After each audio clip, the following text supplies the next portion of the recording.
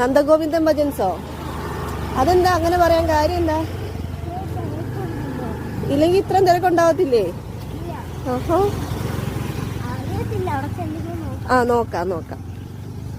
കാശിക്ക് സത്യം പറഞ്ഞാൽ ഒരു പിടിയും കിട്ടിയില്ല എന്തിനാ വന്നിരിക്കുന്നതെന്ന്. ഇത് ഇത്രയും സർപ്രൈസായിട്ട് വെക്കാൻ കാര്യം പുള്ളിക്കാരന് ഭയങ്കര ഇഷ്ടമാണ് നന്ദഗോവിന്ദൻ ഭജൻസിൻ്റെ സോങ്സും. അത് കേട്ടിരുന്ന് പാടുകയും കൈകൊട്ടുകയൊക്കെ ചെയ്യും. ഭയങ്കര ഇഷ്ടമാണ് അവന്. കാണണമെന്ന് ഭയങ്കര ആഗ്രഹമായിരുന്നു.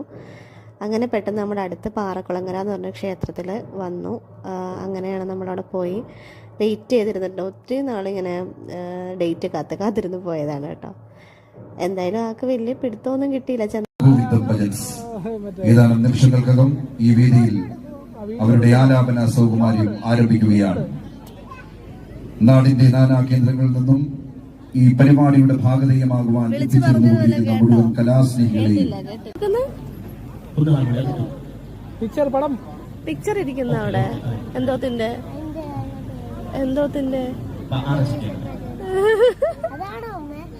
ആ എനിക്കറിഞ്ഞൂടാ.